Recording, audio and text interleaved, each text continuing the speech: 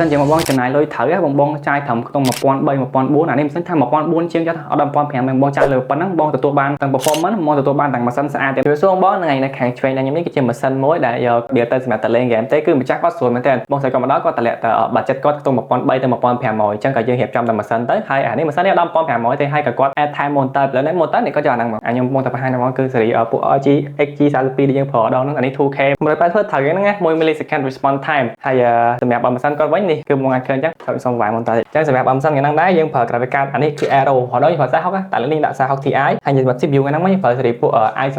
14កតុយ KF អាស៊េរីពួក KF ហ្នឹងបើសិនជាបងយកលេងហ្គេមដែល base លើ CPU ដូច Valorant ហ្នឹងត្រូវហ្មងបើថាហ្គេមហ្នឹង CPU តែអញ្ចឹងយើងប្រើ CPU ខ្លាំងតិចទៅហើយសារ CPU កតុយ KF ហើយចលនា14រៀងខ្ពស់ដែរយើងប្រើជាមួយ Raptor 3 cooler យើងហ្នឹងហើយយើងអាចមើល temperature មកដូចរហូតដល់អញ្ចឹងអានេះបងអាចដូរភ្លើងដោយបានជាមួយនឹង board data board ហ្នឹងយើងប្រើនេះ board RG Strix B80 អានេះកតុយ A gaming Wi-Fi ហើយសម្រាប់ Wi-Fi លើ board ហ្នឹងដែរយើងមានបងគ្រាន់តែមកអង្តែចូលទៅវា extend ចាប់បានឆ្ងាយតែ built in Wi-Fi CE អញ្ចឹងសម្រាប់ spec ហ្នឹងដែរងាយមើលបានឥឡូវយើងមើល graphic card មក graphic card ហ្នឹងយើងប្រើ Aero តែហុក TI កាន់ប្រចាំហ្នឹងតែ TI ហើយសម្រាប់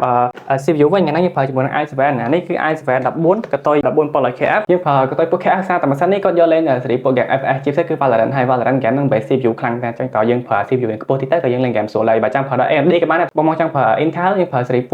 ពួកកតុយ KF អញ្ចឹងទៅស៊េរី13 14ហ្នឹងទៅហើយសារតែ CPU ខ្ពស់ដែរយើងប្រើ cooler Raptor 3នេះហ្មង Raptor 3ហើយយើងមាន temperature មើលធម្មតាកម្ដៅវាក៏ត្រជាក់ដែរក្នុង20ជាងតែមិនយើងអត់ប្រើចឹងមិនយើងលេងយកអី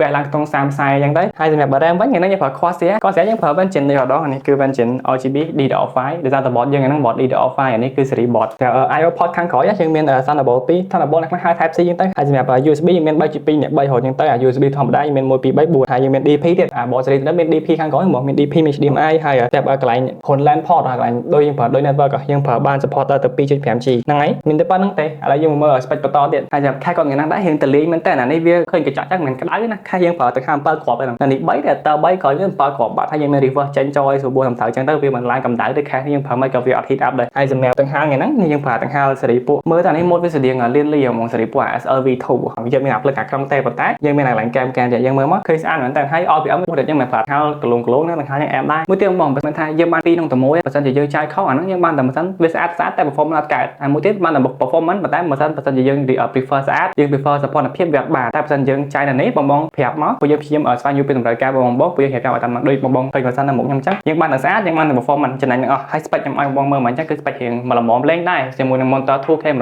Hz នេះអ្នកខ្លះថា40 Ti ហ្នឹង work វិញមិន Full HD យកវាត្រូវហើយប៉ុន្តែបើសិនជាយើងយកទៅលេងជាមួយនឹង 2K 180 Hz ក៏វាមានអីទៅ slow ក៏វា bottleneck ក៏វាទាប performance ដែរតែយើងលេងតាម game FPS ហ្នឹងយើងមិនទៅលេង game ស៊េរីពួក AAA ហើយ graphic ultra មិនអីណាព្រោះសម្រាប់40ឬក៏40 Ti ហ្នឹងគឺវា performance វាក៏ល្អដែរទៅបងត្រូវចាំថានៅលើពិភពលោកហ្នឹងវាមាន bad graphic card អីដែល bad គឺ pricing អីដែល bad គឺតម្លៃតែប៉ុណ្្នឹងទេបងហើយសម្រាប់វីដេអូហ្នឹងមិនតែប៉ុណ្្នឹងទេបើសិនជាបងចង់ឃើញវីដេអូផ្លែផ្លេចទៀតចាំយើងជួបនៅវីដេអូក្រោយពីខ្ញុំបាទ Tendo សាខាទូកោសូមជម្រាបលា